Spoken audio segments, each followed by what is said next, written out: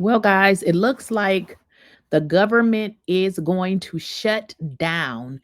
And you all know exactly why. It's because of the idiot who obviously does not want to release the Epstein files. We're going to jump into what is going on. Let's get into it. We do want to turn now to another developing story that we are tracking, the increasing likelihood of a government shutdown in the next few days. The White House now threatening mass firings of federal workers if the government shuts down, with funding set to lapse in less than a week and Congress deadlocked on a way forward. According to a memo obtained by NBC News, the White House's Office of Management and Budget is asking federal agencies to prepare for a, quote, reduction in force, indicating it's prepared to go beyond traditional furloughing of non-essential personnel during a shutdown and instead fire federal employees. Top Democrats in Congress slamming the threat. Senate Minority Leader Chuck Schumer calling it an attempt at intimidation. And House Democratic Leader Jeffries called OMB Director Ross Vogt a, quote, malignant political hack. Speaking in the Oval Office today, the president blamed Democrats for a potential shutdown, calling their demands unreasonable. Democratic congressional leaders were supposed to meet with President Trump today, but he canceled that meeting. The message from the White House in lockstep with top Republican leaders on Capitol Hill. The president draws his own conclusions, but what I would suggest, and I think the president came to the conclusion that it wouldn't be a productive meeting. The Democrats' requests are completely unhinged and unreasonable and unserious. And if they want to have a serious conversation, I think that, I'm sure the president would be welcome or would be happy to do that. But at least right now, what they're asking for to keep the government open for 7 weeks is over $1 trillion in new spending and all kinds of policy riders that never go on continuing resolutions. Now, Democrats, meanwhile, are accusing the president of running away from negotiations. Here was House Minority Leader Jeffries earlier today.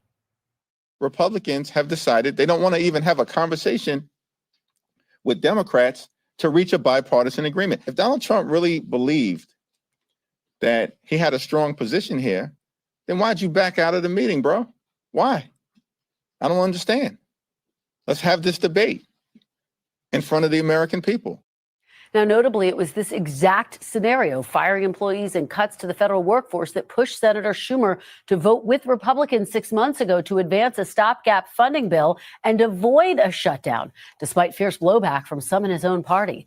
At the time, Leader Schumer warned Democrats that the president would use a shutdown to amass more power over the government by firing workers. Now, Senate Minority Leader explaining why he believes circumstances have changed.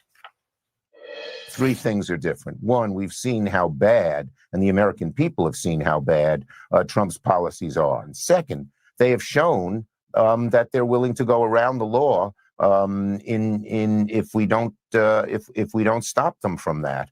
And they've had these rescissions, they've had these impoundments, and they've just illegally, in certain ways, not funded the government, and that's even without a shutdown.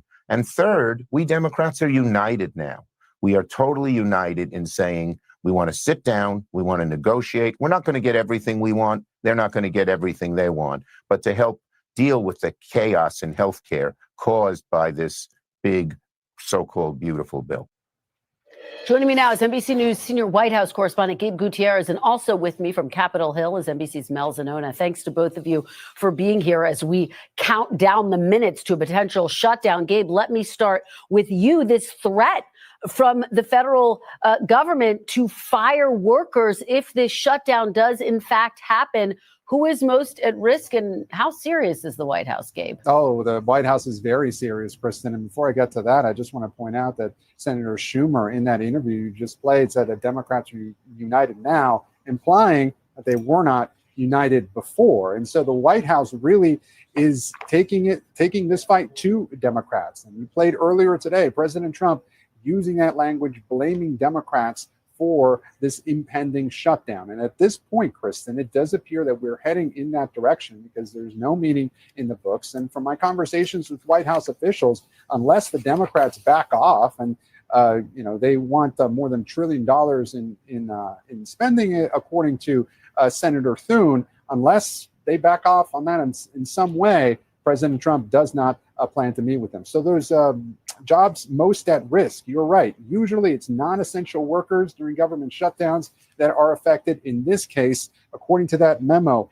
it is also workers that are involved, that programs that don't are not consistent with the president's priorities. Sorry, I was looking through my notes there, Kristen. But this opens up the possibility that many of these programs might be gutted, not just for the length of the shutdown, but permanently. Well, now let me head over to you on Capitol Hill, because as Gabe is pointing out, look, this was really the crux of Schumer's argument the last time he had a fight over government spending, saying, I'm not government, because it will be a green light to President Trump, to Elon Musk at the time, to basically fire a whole bunch of federal workers. Now President Trump is basically saying, yep, that's exactly what he's going to do. From your vantage point, based on your conversation with sources, do you think Leader Schumer is going to back down, Mel?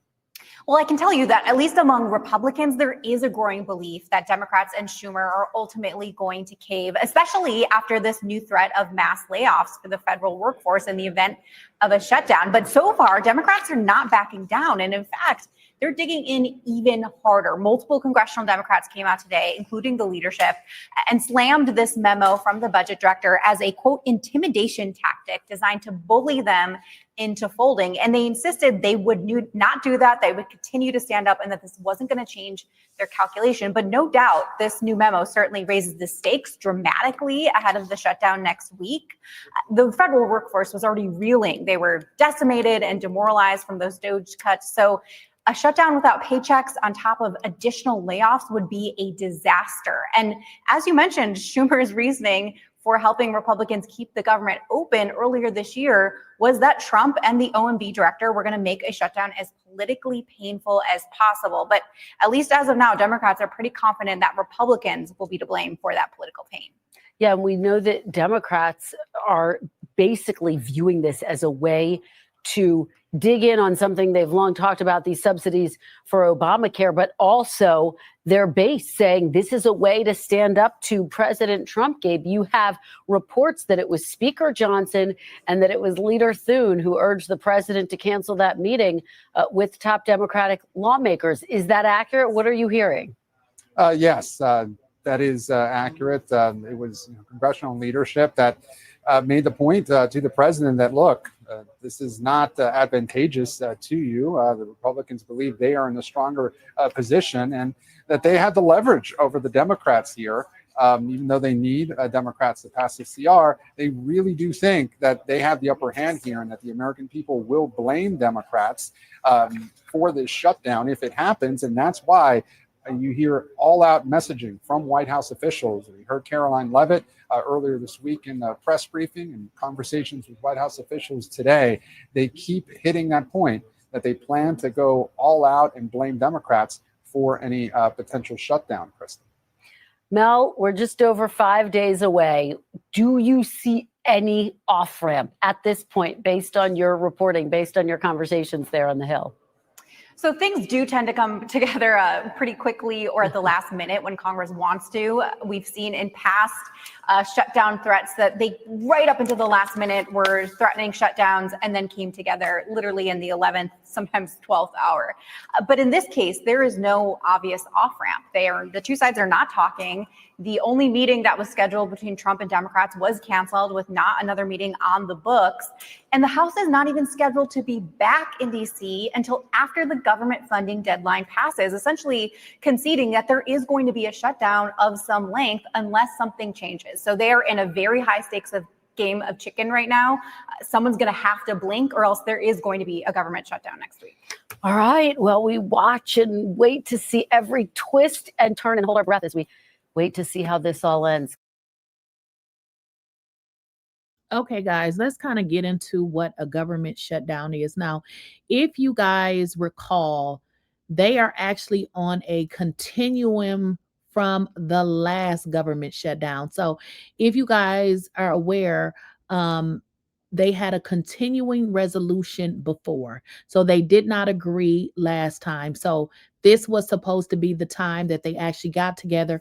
But of course, the idiot Donald Trump did not show up. So let's get into how a shutdown affects federal employees. Now, essential employees, these employees must continue working. However, they are not paid. So imagine having a job and you have to report every day and not get paid. But generally, what would happen, let's say if they're on a government shutdown for 6 months, they will get the back pay. But imagine, you're working to be able to provide a living to pay your bills. So you're going to work every day and now you do not get a paycheck. And to make it even worse, now this idiot president is saying that he's going to fire more people. So basically, what this moron is trying to do is he's trying to bully the other side into doing what he wants them to do. And we know that that's all he deals in is bribes. So that is pretty much what is happening now. Furloughed employees, these employees are sent home and they do not work. So essentially, if you are furloughed, you are sent home, you are not working, and you do not get a check. Okay. So that's a mess. So yeah, they can face immediate financial hardship, and they are not guaranteed to get back pay. So it's a lot of things that can happen. Now, the impact of a government shutdown, a shutdown disrupts many federal services with the exact effects depending on which agencies lose funding. Like suspended services will be national parks and museums. They often close.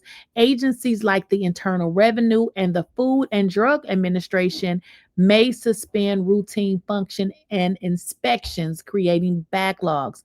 Now, delayed services may include processing for various applications and services, including housing loans, small business loans, and some veteran services can also be delayed due to reduced staffing. Now, let's talk about uninterrupted services. Now, these are crucial and mandatory spending programs like Social Security, Medicare, Medicaid are not affected and continue to issue payments. The U.S. Postal Service also operates separate. Now, let's talk about the consequences for the consequences for a shutdown, because there are consequences for the public and the economy. Now, a government shutdown is very disruptive and it's costly. Now, if we were to look back at 2018 and 2019, the shutdown, for instance, cost the U.S. economy an estimated $11 billion and caused significant delays and disruption in air travel, amongst other things. Beyond the immediate economic toll, shutdowns also create uncertainty and can cause long-term harm to the government. But of course, we know Donald Trump doesn't give a damn, because all he is a scammer, thug, criminal. That's all he is. So he doesn't care about the government shutdown. With the government shutdown, I'm sure he can get some more scams in, because he's going to shut down the government. If he doesn't get his way, he's going to fire more workers. And some of those workers will pretty much not have a job, won't get paid. And then the other ones will be forced to work. So imagine now everybody got to go back to the office. These people got to pay for gas and go back and forth and do not have a paycheck. So this is the idiot that you voted for. Okay.